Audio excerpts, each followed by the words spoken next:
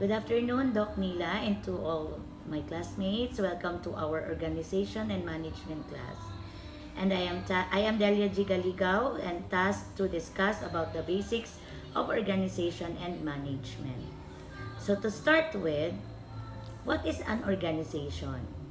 An organization is a group of people who work together, like a neighborhood association, a charity, a union, or a corporation. You can use the word organization to refer to group of business or to the act of forming or establishing something. So, act of organizing or being organized and work together for a particular purpose. Some examples of organizations are charities, clubs, corporations, the councils, government and non-government departments, political organizations, and many more. So they work together for the same purpose. Now let's have the management. So what is management?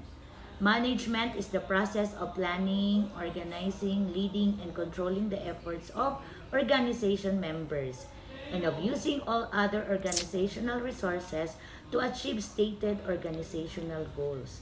So in management, it is the ability to build a good relationship with people at all levels.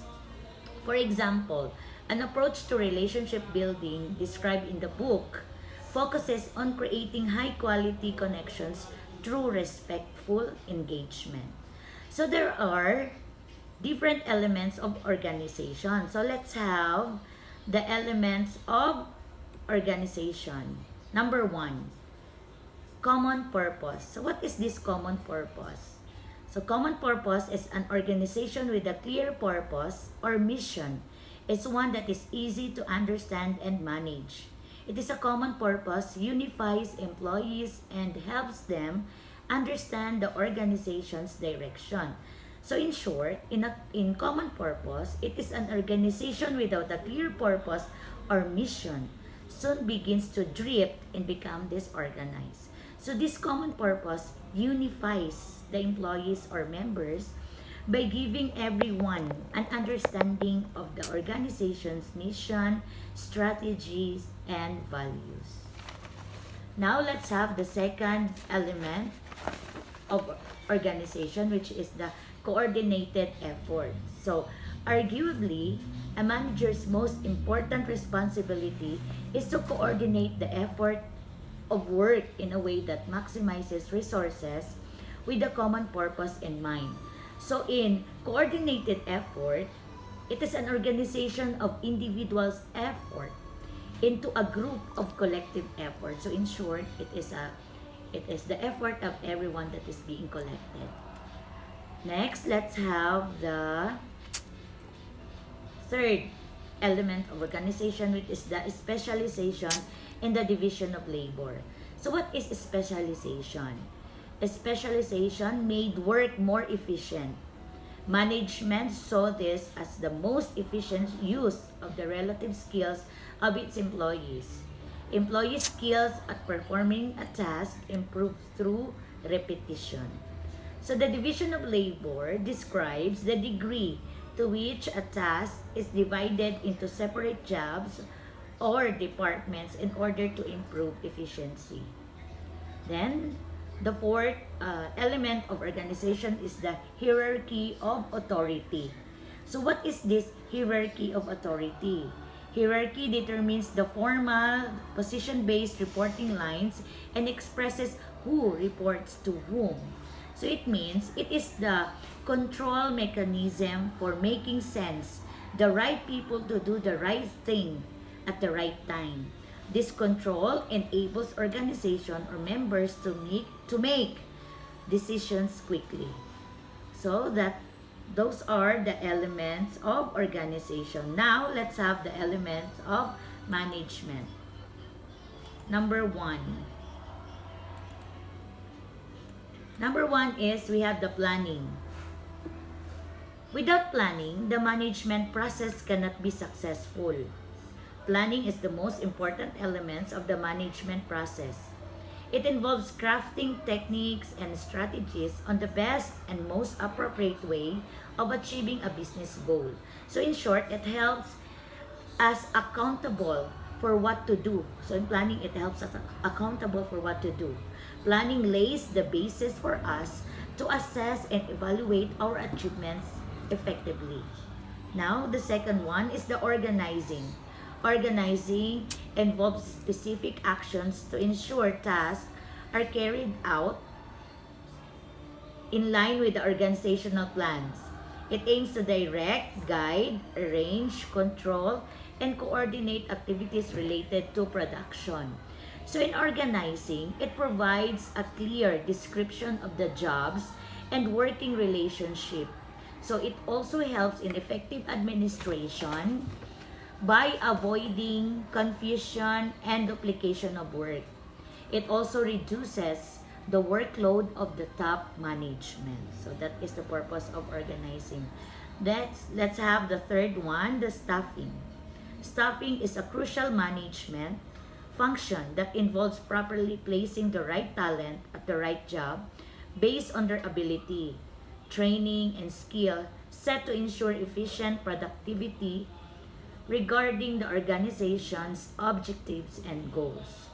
So it is in the staffing helps to recruit best possible human resources for different job roles in organization. So it focuses on recruitment, training, development of human resources in organization. So that is the purpose of staffing. Now let's have the directing. Directing or commanding refers to all actions geared towards guiding and training the staff members of an organization to efficiently achieve its vision, plans, and objective at a given time. So in directing, it sets organization into motion and it helps other managerial functions to initiate and activate. It also helps the subordinates to achieve the organizational goal. So that is the purpose of directing. Let's have the number 5, the controlling. Controlling ensures that every activity in the organization is done according to the designated parameters or plan. So in controlling, it helps the managers in determining the gap between thinking and actual implementation. It leads to better decision making and improves overall performance of the organization. Now, let's have the types of organization. So what are the types of organization? Let's have the line organization. So line organization is the simple and oldest type of organization followed in an organization. Under the line organization, each department is generally a complete self-contained unit. So in short, it promotes the only of command.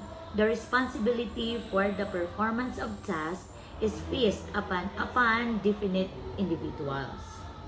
So let's have the functional organization. Under functional organization, so it is under the line organization, a single person is in charge of all activities of the concerned department. The person in charge finds it difficult to supervise all the activities efficiently.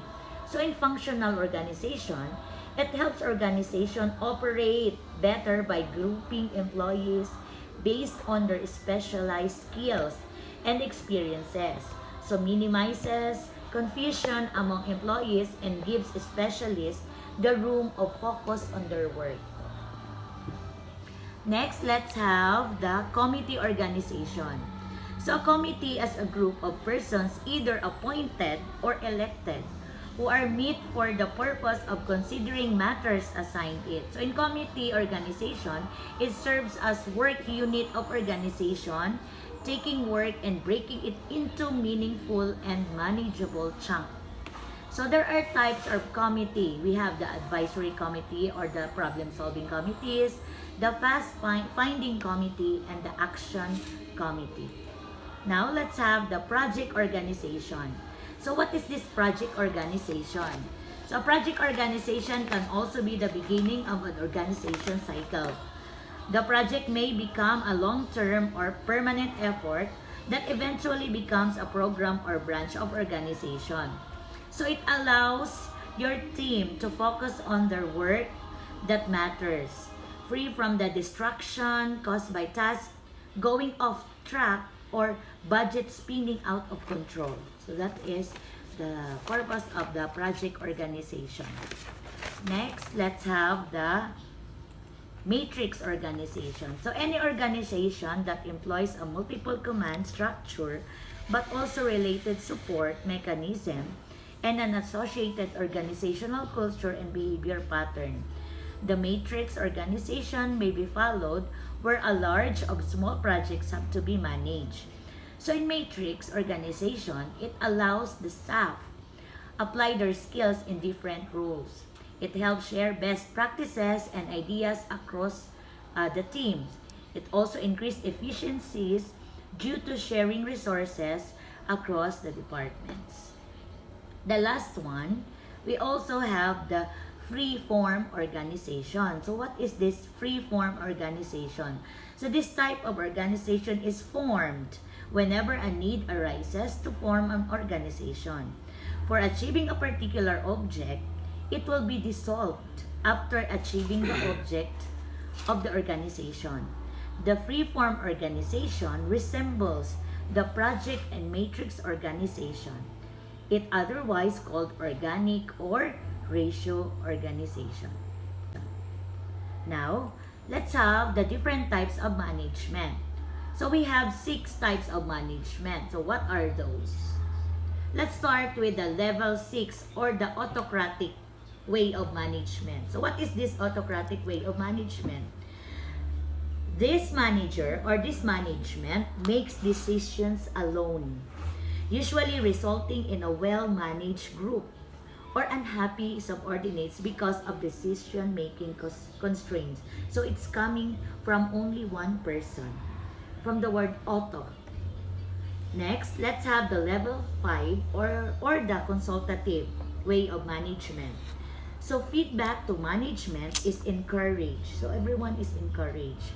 And decisions are made with both the employees and the company in mind. So it needs the decision of the body. It's not coming only from one person, but the body or the members of the organization. Now, let's have the level 4 or the persuasive. So what is this persuasive? It is management will often work with employees to convince them that the correct course of action has been taken, but retain sole decision-making powers. Next, let's have the level 3 or the democratic. So, this democratic way of management has a high communication style of management that involves employees and managers making decisions together. So, the managers and the bodies and the members need to decide it together. So, the level 2 way of management, which is the chaotic. The chaotic way of management is the modern style of management that puts more emphasis on speed and agility rather than slower, structured process. Employees have most decision-making power. So in short, that in chaotic management, it is a form of management that brings freedom while providing a framework that protects employees. Now, let's have the level 1 or the laissez-faire. So what is this laissez-faire way of management? It is a casual, hands-off style that leaves decision-making solely to subordinates, often leading to low productivity. Why?